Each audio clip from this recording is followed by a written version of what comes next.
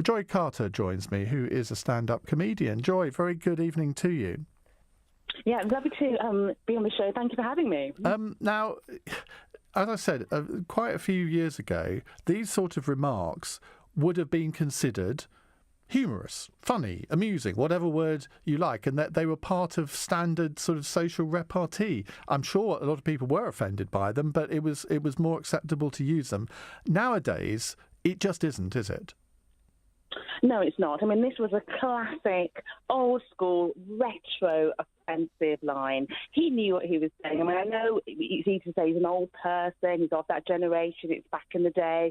But you know what? You've got to move with the times. Things have moved on. You know you will offend people. It sounds like the ultimate level of sour grapes because you speak out of what you really have in your heart. If you really respected those other players, those other cricketers, you know, who've got those knighthoods, he could have just said something engaging about them achieving that and he'd like to do it as well. But no, he went for the cheap comment that he knows is going to be offensive and try and take us away as well from what they've achieved. But he's actually also now offended many, many other people. And also it's completely not, you know, it also shows him now for being who he really is.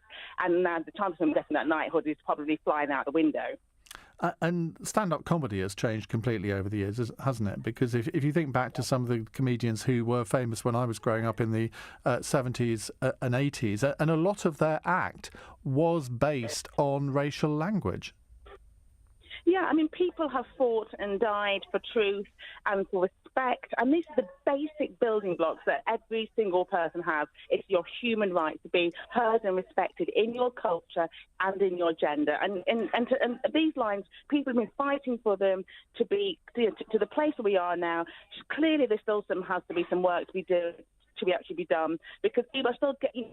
Well, he probably thought he would get away with this comment, but he hasn't. And I think it's just it's just shame. Why do you assume, though, that Geoffrey Boycott was doing it deliberately? You said he knew what he was doing. You can't know that he knew what he was doing. Why wouldn't you give him the benefit of the doubt and say, well, he was from an older generation, let's cut him a little bit of slack? Well, you know what? This is on television all the time. You know, it's in the papers all the time. People are constantly saying stuff. Look at Prince. You know, Prince Philip. He's one of the classic offenders. Even though we all love him, you know, we all know him, but he's always been coming out with those terrible comments, and everyone's had to then sort of try and smooth relationships down. You know, same with Donald Trump. Everybody. You know, we see these kind of classic gaffes time and time again. So all you need to do is just learn from everyone else's gaffes and then change your behaviour, change what you say. I don't remember Donald. I mean, far be it for me to defend Donald Trump because I'm usually accused of criticising him all the time. But on this occasion, I can't think of an occasion where he's made a sort of off-colour, vaguely racist joke. Yeah, the Mexicans. Remember that time when he said all Mexicans are rapists and hooligans or whatever coming into this country, which is not true. And offending, and even not sure it's quite the same. It's not quite the same as telling a racist joke, though. I mean, I agree with you; those remarks were reprehensible, but not quite the same context here, is it? It's a similar kind of context. The Mexicans were really, an entire nation were appalled. So I think they were very upset. Likewise, people are still upset. I mean, it's a very difficult comment to make. I mean, I remember being at school as a little girl, and whenever there was a comment like this made, it was a throwaway comment in the papers, I would get it for weeks in the school. I'd go to school and get even more racist abuse. So I know that you may think, it's okay to say those comments. No, whatever, we all forgive him. He's a legend, and he is. He's an absolute legend. I don't like cricket. I know he's a legend. But I know the ramifications, especially for young people, people who could read this and then think it's okay to make those comments to people who aren't strong enough to defend themselves. Right, I'm being accused of having a snowflake moment here. So let me counter that by saying that there are plenty of black comedians who love telling white jokes, aren't there? So if there are black comedians who sort of make jokes about white people, why can't it be the other way around too?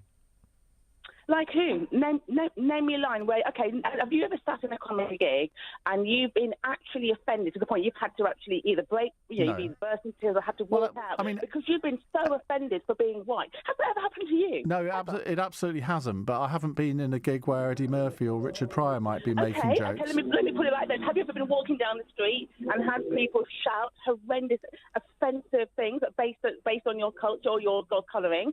Now, if you would say yes, then you might begin to start to realise how it feels and why that comment, even though if you've never suffered any racist abuse at all, or any persecution for that matter, any bullying or anything, why that the root is just, the triggers are so powerful because it just takes people back to those old levels of hurt and not being integrated and loved, and respected in your society. That's why it's so strong, because people remember how that felt. That's why the whole Brexit thing was still very difficult, for a lot of people, feeling they're not welcome in this country if you're not British.